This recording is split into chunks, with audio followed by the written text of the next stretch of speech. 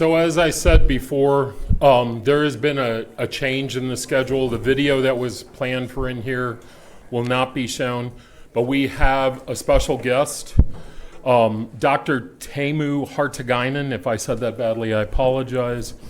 He holds a doctorate in engineering physics from Finland. He has a postdoc from the Fulbright Senior Scholar at UC Davis in California. And also during his postdoc in 2013, he happened to buy Mark Antononi's book. My apologies. I was set up on that one. Thanks a lot. All right. After reading it, he decided that he wanted to become a sindonologist, and he had long discussions over the phone with Barry Schwartz. Hopefully, I got that name right because I'd probably be scared to somebody if I didn't. Resulting in the founding of the Finnish Society of Sindonology, with distinguishing Shroud scholars from throughout the country. Currently building a permanent exhibit and holding annual events, the Society of Finland decided to send Teemu to this conference in St. Louis to become a member of the worldwide community of Shroud students and network with big names in the industry. I'm not real sure I was supposed to say that part. All right, and I got this kind of last minute, so again, don't scare me to the wall either. All right, so I'm going to introduce Dr. Teemu Hartikainen. Thank you. Okay, so I didn't make it to the short list of this conference, but I'm really honored to get to a speaking slot here among these world-famous shroudies, as you guys say, because after all, I'm just a guy with the small g. There's a guy with the big G who has read a couple of books on this topic.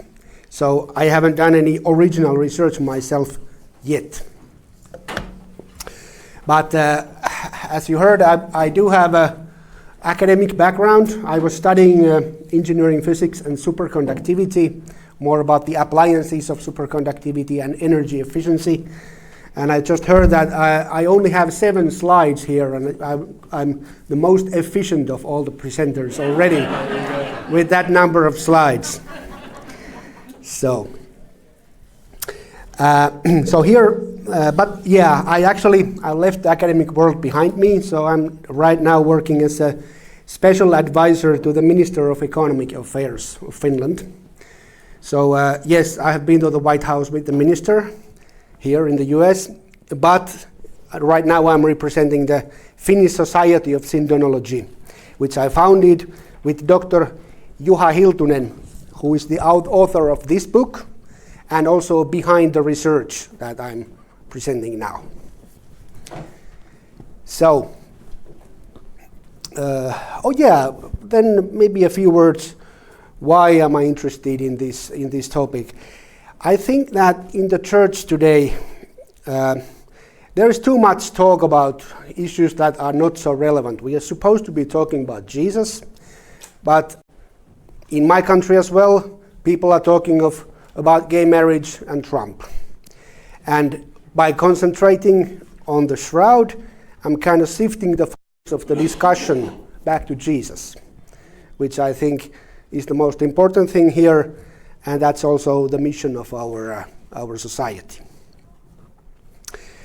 Okay, so I'm presenting you the first of the 3 aspects on the authenticity that we have been exploring. And if you like this, I might be coming back next time to present you the second one.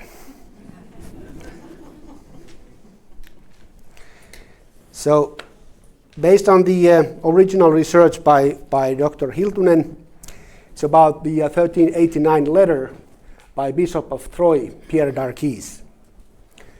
And I start by saying that, these talks about the shroud being a forgery, they are actually based only on 2 different arguments. It's like a painting that's hanging on 2 different hooks. where the other hook is the 1988 C14 dating, and the other one is this letter by Bishop of Troyes, making it a medieval forgery. And if we can show that these hooks don't hold the weight of the painting, it will fall down. So that's why this is so important topic to talk about. And we have heard lots of discussions about the C14 dating, and we'll be hearing a lot more later. So what is this letter? It's called a memorandum, and but the thing is that I use scare quotes as a letter because this memorandum is not date stamped or signed, and those two things are actually the definition of a letter. So anything can be in between, but there has to be a date and there has to be a signature, and that makes it a letter. And these are missing in this document. So this was actually made, this memorandum was made by combining two different memos, and it was made in 1900, so it's fairly recent, this combining these two memos. And it was done by Julius Cavalier, who is a famous French priest and a historian, and very influential figure in France at that time, who added the date stamp of late 1389 to this document. He didn't add the signature though. And actually the date stamp is not that far away from the truth. It was not made in late 1389, but it was made in summer 1389. However, that is not in the original memos. But it gets worse with the English translation, because we had an English Jesuit, Herbert Thurston, who translated this Chevalier's work to English, and this translation was not made with good intentions. So he kind of twisted the words so that it makes the original letter look more like showing that the shroud is forgery, whereas that's not what originally was meant with this memorandum. So I want to stress that the memo is real. You can find it from the French National Library. It's in two pieces, two different memos, and it's written in Latin. But the thing is that it's not a letter that was sent to the Pope, because if it was, there should be some trace of it in the Vatican archives or the Troyes city archives or the church archives that contain every other letter in history sent to or received by the Pope. Now, I know that this is a quite bold statement, knowing about what the times were back then. It could be that some letters may have been omitted from the archives. There could be some reasons for that. But however, there are now sources in Vatican and in Troyes. Both should have a copy of a letter that was sent, especially of this importance, if there was a letter like this. So that's why there are only those memos that were kind of a basis of a letter, but it was never sent. That's the idea here. So what do these memos then contain? There is actually a detailed description of the shroud exhibitions in France in late 1300s. You may recall from your shroud history that this Lirais shroud was exhibited in 1350s, and then for 30 years they took it away, and then in 1389, spring of 1389, these exhibitions resumed. And then, especially when they resumed in 1389 spring, in the summertime, this bishop criticized those, and he was claiming that in Lirais they are showing a painted fake shroud as the real one. And then to add something to this, there was an copy of the shroud at the Besancon, which is relatively close. I will show you a map soon. And that was made before 1377. So the exhibitions of the real shroud in Liray, they resumed in the spring, and these two shrouds are actually mixed in the memos. You can't really tell which one he is talking about, and I think this is intentional in this memo.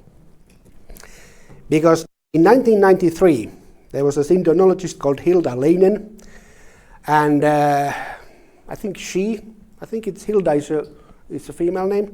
She found those unfinished drafts that Chevalier had used from the French National Archives, and there was a foil where they were kept. And the foil says that the letter that Bishop Darkis was about to write. And I tried to find the original French or Latin text of what was written on it, because this expression was about to write can be in different languages, different way. It could be that yes, I'm going to write this, or no, I'm not about to write anything like this. So it depends on the wording, but I didn't find that. That would be interesting to see, but good thing is that it is still there in the French National Archives. It can be checked. So these two memos, the first one is very incomplete. It's very hastily written, bad Latin, and it's kind of the first draft of a possible letter. And the other one is a little more refined of the first one, but it's still not at the level of letter that you would send to a pope. And like I said, these two are the memos that originally exist, and they were combined into this memorandum in 1900, and neither of those two has a date or a signature. And yeah, neither was also personally written by the Darkis, so there was a scribe who wrote them, so possibly the Darkis was just speaking out loud and somebody was writing them down, and then they did it again for the second version, and then they ended up in some archives, but they were not sent. So, I mentioned the Shroud of Besancon. We have seen yesterday here several paintings like this, and this is a painting of the Shroud of Besancon. So there was a shroud over there looking like that, but that was, we don't have it anymore because it was destroyed during the French Revolution of 1790s. But there was a painting of that, so that's why we know what it looked like.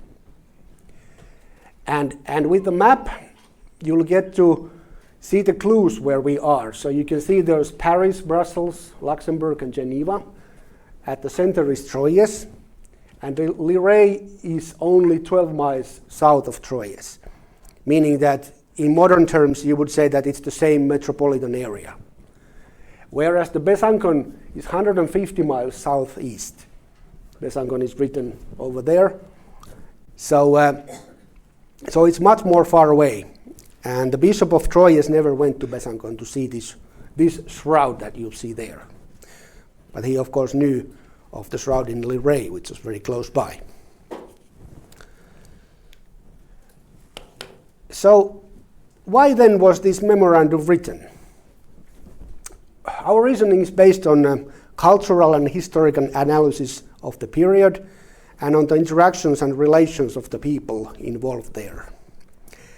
So these were probably the darkest times of Europe that mankind had ever seen, or at least documented. So this was the time of the Black Death of 1300s. It means that from 30 to 50% of the people of all nations in Europe perished. They died because of plague. And you can imagine what that does to the economy and what it does also to people's perception about God. So it changes everything, and the conditions are really difficult. And in Troyes, there was a large cathedral, and they had received several relics from the sack of Constantinople in 1204. You know, the story goes that that the shroud originates also from Constantinople in 1204, and it came to France. But they also brought some other relics. There was a great Hagia Sophia church in Constantinople, having all the possible relics that you could think about. It was the center of Christianity back then. So pilgrims flowed all around the world to see these relics and pay homage as well as indulgences. Because the thing is that people are looking for hope. They want to see something, some signs from God, and they want to contemplate on that and try to somehow, in these very difficult conditions where, well, half of the people are dying around you, to find some consolation. And also at Troyes, they needed money to fix the big cathedral that was still unfinished. And like I told, the times were tough due to the Black Death. So what had happened is that since 1377, this city of Besancon had drawn increased crowds of pilgrims with their artistic shroud. And now, 1389, there's a small village just to the neighborhood that is attracting all the pilgrims away from Troyes. And the bishop there is growing desperate. He needs to do something to get people to his cathedral to pay them and see their relics. And what was worse here is that Geoffrey de Charny II was the owner of the church in Liray and the shroud as well. And he asked for permission to show this shroud to people. But he didn't ask the bishop, he asked directly the Pope. And the Pope was actually related to him, but so was this bishop. So they had all these family ties between each other, and seems like the bishop didn't like de Charny to ask only the Pope for showing, because after all, it's under his jurisdiction, this area. So all this made the bishop very upset. And then with the help of a scribe, he narrated these two memos. And his idea was to send a letter to the Pope, but he gave that idea up for unknown reasons. And I think that like I said, these two different shrouds are mixed in his memos, and that is intentional. So his aim is to stop the showing of these both artifacts, so also Besancon and Liray, at least for some time, for a year or so. So he's kind of creating confusion with this letter, saying that, there is this shroud which these people made, and people shouldn't be looking at it. And then, if the Pope gets this letter, he never got it, but if he gets it, he says, okay, now you have to stop showing this. We investigate the whole thing. It will take a year, and then you can make an appeal, and all that process. So the desperateness of the bishop kind of led him to write the letter in such a way that at least he would buy some time to get those pilgrims to his church. And the idea, but he never sent this letter out.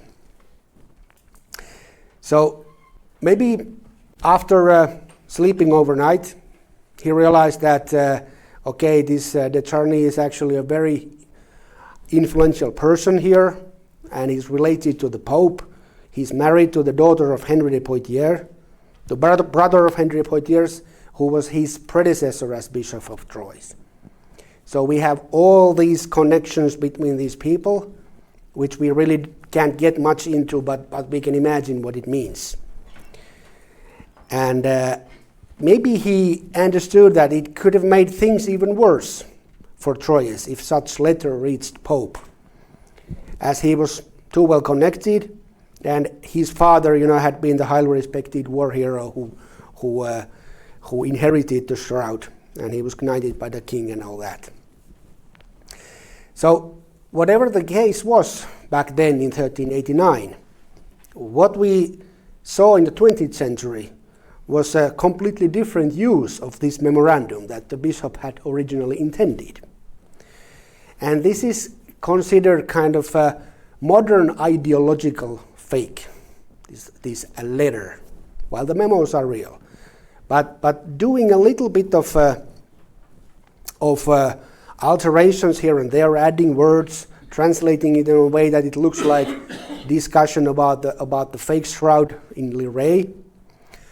There is actually an even more modern example of such thing, which is Chief Seattle's speech. You may have heard of that. I hadn't heard of that before, but you may know from your history about that.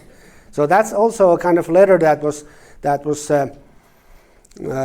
altered in a way, and the intention, it was a letter made in 1850s, and in the 1970s they changed it to promote something completely different than the chief had in mind at first.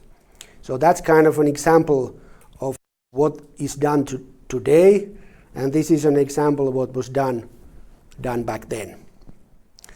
But this is one of the hooks that is holding the picture of a fake shroud together, and by showing that it was not a letter that was never sent, and it was altered in a way that it's used in a completely differently nowadays than it was originally intended, we can say that we have now removed the other hook from this painting. Thank you.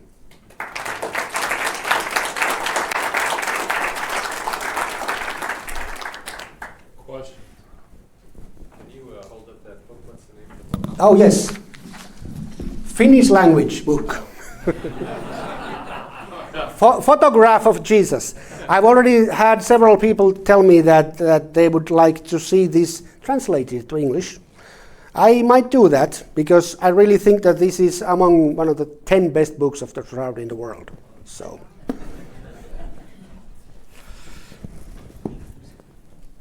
yes. I did a quick search on the history of the Shroud. Okay. And it comes up Wikipedia, and this is what it says. The very first line says, the history of the Shroud of Turin begins in the year 1390 AD when Bishop Pierre wrote a memorandum where he charged that the shroud was a forgery. And this is one of the major concerns is everybody assumes it's a forgery. And what I'm asking you to do is maybe edit the Wikipedia to add in information so that we can get people to understand that there's a real controversy whether he even wrote this thing. Right. That's a very good point. I'll try to do that. We all know with the Wikipedia pages that if there are controversial topics, it may not be so easy to get them altering. But this could be far enough from, it depends. I can try that. Yeah. I heard that they've altered Wikipedia a couple of times. They've gone in and corrected it. Then it goes back. Yeah. We just have to keep, the tide has to return. Yes. Yeah. The Pope at the time, for whatever reason, did issue some restrictions on the showing of the shroud in Leary. And then soon thereafter, took those restrictions away. Can you talk a little bit about that, or why? Now I would have to ask Mr. Hiltunen more about that, but what I do know is that Pope had said to Bishop Darkis to shut his mouth about this. So because he was speaking about it, everybody, about this fake shroud, and now he had these memos, and he never sent the memos, and he never talks about this again. So something is going on there behind which we don't know, but that's, yeah, I know that would happen. Yes, Mark. The Pope, the Avignon Pope, said, and they were doing this anyway, but they would say at the beginning of the opening of the exhibit, we're not saying this is Jesus' burial cloth, this is a representation of what it looks like. Yes. Nobody knew at the time, even though they could tell maybe it wasn't painted. Or somebody knew, but they didn't want to say it officially. And then, you know, generations go, it's only 30 years per generation, and we're talking about very old things. Could be that it was forgotten already. It could be, but, yeah. Yes. So if I recall correctly, I think it was Geoffrey de Chardonnay's grandfather who was in the Fourth Crusade when they sacked Constantinople. Yes. And that must have been something because Constantinople was a Christian city and it's being sacked by Crusader knights. And a lot of the relics disappeared. And they complained to the Pope, and the Pope issued an edict and said, listen, if you took relics, you better give them back. Because if you don't, there's going to be trouble. Yeah. And it was, 30, 40, 60 years later that the shroud made an appearance in the possession of Geoffrey de Chardonnay. Yes. So as the theory goes, his grandfather was one of these knights who took the shroud, took it to France, sat on it because it wasn't cool to tell anybody you had it, because it could get in a lot of trouble. And then after he passed and his son passed, his grandson finally said, yeah, we should be able to show this now and, you know, maybe share this. Yeah. And I believe at some point, the Pope had told the bishop, stop complaining under penalty of excommunication. Now, that's a very powerful thing. Oh, yeah. And so apparently the Pope had some belief that this was the real deal, it was the real relic. And well, we're going to say, we're not going to admit it publicly, but we all kind of know what it is. And I think that was sort of the gist of it. And, you know, the bishop said, oh, you know, I was told a very clever artist made this. Well, Yeah. Who is the artist? Where did he work? What was his reference? How did he create an impossible image that, you know, in negative that we've never seen before? None of those points were discussed. Just like, yeah, I heard from a friend of a friend that some guy made it. And that was apparently all the rumor they needed to try to shut that down. Yeah, thank you for this background. This is very, very important to put it in the frames, that what was the timing back then and the interaction. So I'm pretty sure that in Vatican and in Avignon, Pope knew what the truth was, because they had archives, they knew what had happened in Constantinople.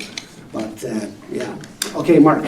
Ian Wilson says that Jean de Vergy, Geoffrey II's mother, Yeah. and widow of Geoffrey, she married, I forget his name, but he owned property out there. He had several properties, and she, after she married him, moved away from Lorraine to there. It was a lot safer. Right.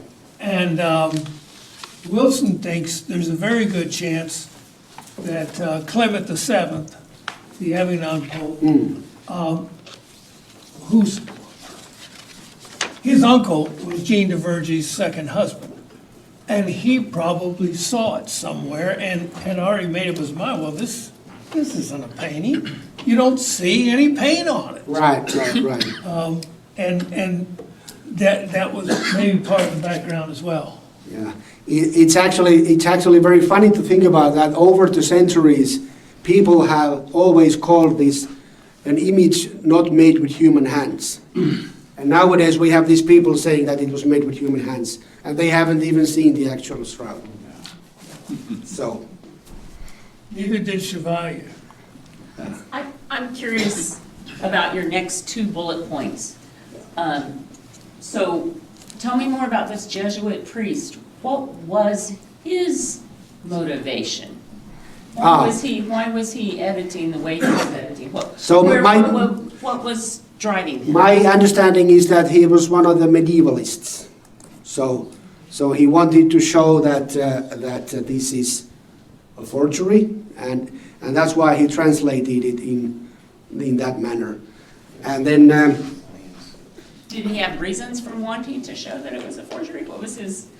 Where was the money driving him? What was, I'm not sure if there is even money driving that. Like with Chevalier, he was an historian but he was opposing all the relics. So that was at least with Chevalier, he was opposing them all, not being real, and maybe it was that late 1800s culture also affecting them both, actually. So this is what I've been thinking about those people. Why? But of course, even nowadays you could say why somebody is a medievalist. What money do they get out of it? So you say late 1800s? Yes, because the Chevalier made his version in 1900, and then this English version is 1903. What I know of the culture of that day is the Industrial Revolution is so wonderful and things are getting so much better and we need to forget everything from the past because the future is so great and you people who are stuck in the past. So maybe Something it was like that that. type of a Something like that, cultural yes. bias? Very much. Well, even today, you know, we have authenticators and then people who don't want it to be real, and we all operate from our beliefs. Yeah. And then we choose to look at data and then be selective, and we just have different camps of people who aren't necessarily making money off it, just. Right. Its ideology could be more powerful than yearning for money. Yeah. Mark. Dan Scavoni's a history professor. He's retired at the University of Southern Indiana. And he said the nave of the cathedral in Troyes collapsed. And it took them 50 years to rebuild it. And they were getting a lot of money in Troyes. That's a possible motive, money-wise. Right. Right. Yeah. Do you have more than one book that you brought?